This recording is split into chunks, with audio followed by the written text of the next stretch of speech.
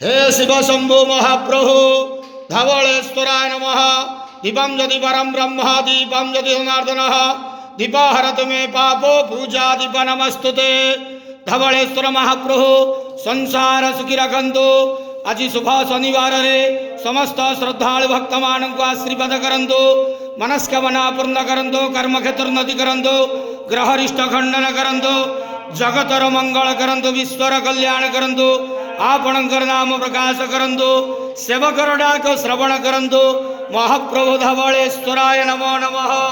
समस्त गुआवसा भक्त मानकर मनस्कामना पूर्ण करंतु। बाबा धवलेश्वराय नमः।